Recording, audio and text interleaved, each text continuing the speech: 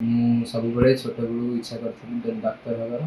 ମୋ ପ୍ରେରଣା ହେଉଛନ୍ତି ମୋ ବାପା, ମା, ଅଜା, ଆଈ ଏବଂ ମାମୁଁ ସମସ୍ତଙ୍କୁ ପ୍ରେରଣା ଦେଇଛନ୍ତି। ମୁଁ ସବୁବେଳେ ଇଚ୍ଛା କରେ କି ମୁଁ ଗୋଟେ ଡକ୍ଟର ହେଇକି ସେ ଗାଁ ଲୋକମାନଙ୍କ ସେବା କରି ମୋ ରିଲେଟିଭ୍ସମାନଙ୍କ ସେବା କରିବି ଏବଂ ମୋ ଦେଶକୁ ଉନ୍ନତ ହେବାରେ ସାହାଯ୍ୟ କରିବି। ଆପଣ ମାଟ୍ରିକ ପରୀକ୍ଷା ପରୀକ୍ଷାରେ କୋଉଠୁ ପାସ୍ କରିଥିଲେ? ମୁଁ ମ୍ୟାଟ୍ରିକ୍ ପରୀକ୍ଷା ଡି ପବ୍ଲିକ୍ ସ୍କୁଲ ନିମାପଡ଼ାରୁ ପାସ୍ କରିଥିଲି। 94% ରଖିଥିଲି ଏବଂ 11th ଏବଂ 12th ମୁଁ ସାଇ ଇଣ୍ଟରନ୍ୟାସନାଲ୍ ସ୍କୁଲ ଭୁବନେଶ୍ୱରରୁ କରିଥିଲି, ଯେଉଁଥିରେ 95% ଆସିଥିଲା।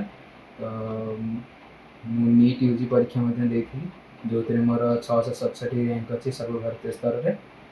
ତ ମୁଁ ଫ୍ୟୁଚରରେ ଡକ୍ଟର ହେବାର ସ୍ୱପ୍ନ ଦେଖିଥିଲି, ଯାହା ଆଜି ସାକାର ହୋଇସାରିଛି ଏବଂ ମୁଁ ଡକ୍ଟର ହେଇକି ସମସ୍ତେ ସେବା କରିବାକୁ ମନେ କରୁଛି। ଆପଣଙ୍କର ପ୍ରେରଣା କିଏ? ମୋ ପ୍ରେରଣା ମୋ ଟିଚର୍ସ, ବାପା, ମା ଏବଂ ସାଙ୍ଗସାଥିମାନେ, ମାମୁଁ, ମାଇଁ ଏବଂ ମୋର ଅଜା, ଆଈ ସମସ୍ତଙ୍କୁ ପ୍ରେରଣା ଦେଇଛନ୍ତି ଏବଂ ମୋତେ ସାହାଯ୍ୟ ମଧ୍ୟ କରିଛନ୍ତି ସବୁ ସମୟରେ ମୋ ଉପରକୁ ବଢ଼ିବା ପାଇଁ। ମୋ ନାଁ ହେଲା ନର୍ମଦା ଦୀକ୍ଷିତ। ମୁଁ ଜଣେ ପ୍ରାଇମେରୀ ସ୍କୁଲ ଶିକ୍ଷୟିତ୍ରୀ।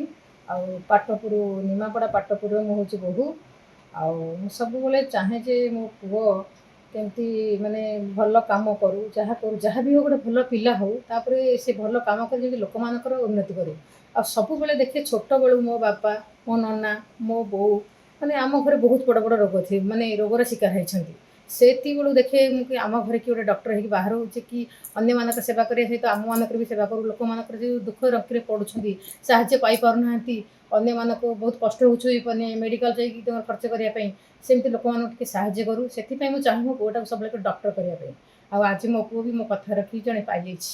NEET UGରେ ସର୍ବଭାରତୀୟ ସ୍ତରରେ 67.7 ର୍ୟାଙ୍କ ରଖିଛି। ଆଉ ମୁଁ ବହୁତ ଖୁସି ଅଛି ମୋ ପୁଅ ପାଇଁ। ଯାହା ଆପଣଙ୍କ ପୁଅ ଆଜି ଏ ସଫଳତାରେ ପହଞ୍ଚି ପାରିଛନ୍ତି, ଆପଣ ଏହାକୁ ଶ୍ରେୟ କାହାକୁ ଦେବେ?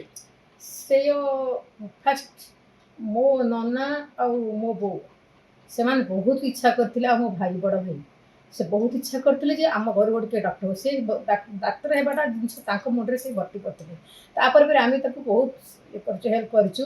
ଆଉ ସମସ୍ତଙ୍କ ଆଶୀର୍ବାଦ, ଭଗବାନଙ୍କ ଆଶୀର୍ବାଦ, ବାପା ମାଆଙ୍କ ଆଶୀର୍ବାଦ, ଅଜା ଆଈଙ୍କ ଆଶୀର୍ବାଦ, ଏପଟେ ବାପା ମାଆଙ୍କ ଘରେ ବାପା ମାଆଙ୍କର ଆଶୀର୍ବାଦ, ତା ଯୋଗୁଁ ହିଁ ସେ ଆଜି କରିପାରିଛି କାମ।